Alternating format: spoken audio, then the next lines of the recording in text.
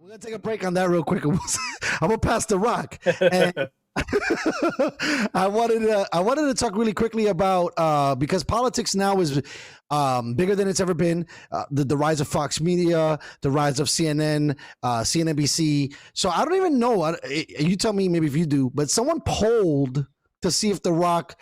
And he probably did it in his camp because he's thinking Probably. about it, I'm sure, to see whether or not he would get a good response or even a response to be running for president. And apparently the data came back and it was extremely positive. And I think he released a statement saying that because of the data, now he's interested in potentially running. I don't know if he said 2024, but he But said he eventually, sometime. right. Yeah. I mean, he just be clapping weights all day. Yo, what? He's the I most wonder if he jacked became president of all time. president. Not only that, right? I wonder if he'd put a gym in the White House, bro. Like in the Probably. Oval, because he's an animal, bro. No one gets jacked more than him. What do you think about him if he did run for president and if he became president? What would you think? Uh, I want to. Hopefully, he's ready for that kind of scrutiny. Um, because if he comes in, and I think if he lays out all the facts and he builds a good camp around him, because I know it doesn't sometimes translate, but the people he surrounds himself in business, he's winning. The people who surround himself in his entertainment business, he's winning. I think as long as he, surrounds himself with the right people, right smart people in each department, like somebody, Department of Education, get somebody who's an educator, a professor, a teacher, somebody who's progressive and knows what the fuck they're talking about. When it comes to the Department of Education or the Department of Housing or the Department, like stop getting all these hedge fund guys to come in and then be the Department of Education. You have having somebody who's running a hedge fund or was running a hedge fund coming in and taking over these departments where you need a totally different expertise. Director of the EPA, it shouldn't be somebody who was in the gas and fossil fuel industry. Clearly they have a motive and an underlying target to get to. So hopefully, he's a people's champ. Growing up, he was a people's champ. And He just hope wins, bro. and hopefully, like I said, he just surrounds himself with smart people because most successful people are just maniacal and they get the right person for the job. And a president is a tough thing. You just have to be really good at delegating. And some people think like the president is the end all be all and is doing everything by himself. It's not how it works. Like you put somebody in charge that you trust to to be in charge of the Department of Defense or the education, and depending on how they do, it reflects you.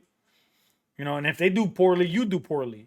So I think he can do it. I think he can win. Everybody knows who he is, and I just hope he just brings facts. He could do a 2-hour movie kind of thing, and just state all the facts and how he's gonna fix everything. 'Cause I think he'll get enough airtime, and if the people don't give him airtime, we're in the digital age of social media, and I don't understand why more like politicians don't do this. Have your own YouTube channel.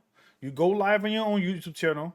You go point by point by point, and you show exactly how you're gonna fix it. How can it be fixed? What economist back your ideas for the economic policies? What people in the defense area back your defense contract, and go down these lines.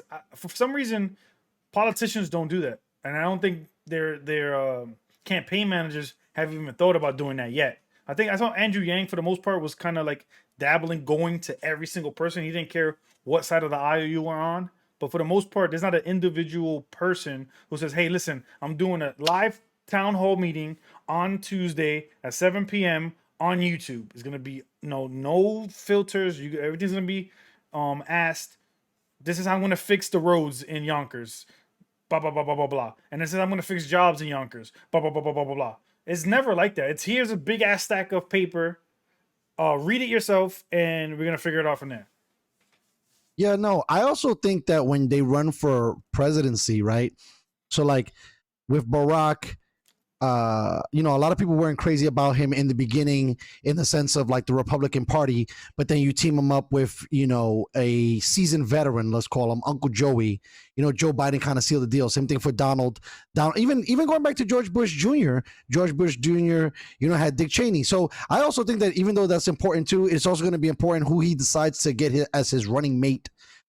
Because the vice president obviously does a lot more than we know, and it seems to be like they do a lot more in the shadows, you know, because Cheney did a lot of stuff that obviously wasn't great, but you know, Mike Pence was in charge of, you know, the COVID task force, and then you know, now we don't hear too much about Kamala Harris, but I don't watch that much coverage, so I don't know if she's still doing stuff behind the scenes. I feel like she's the one doing everything. Like she's Right, that's what, I mean, everybody's discussing it and making it seem that way, and I mean, you know, it raises a question to see, you know, for us to understand. It's like, is the president overall just a figurehead, and the VP is actually the one that's rolling up their sleeves and meeting with all of the senators and the, you know, governors and all these other guys at the federal, state, and local levels to get shit done. But I think that would be important for him if he was deciding to do that, to bring someone like that on, and it would be strong. I mean, I think we talked about it a few shows back because Rogan brought it up.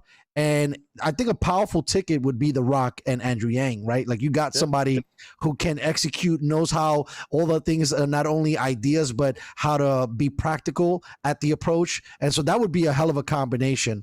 I also think Jocko Willing was another guy that Rogan threw out there to be someone. Or Yang Gabbert.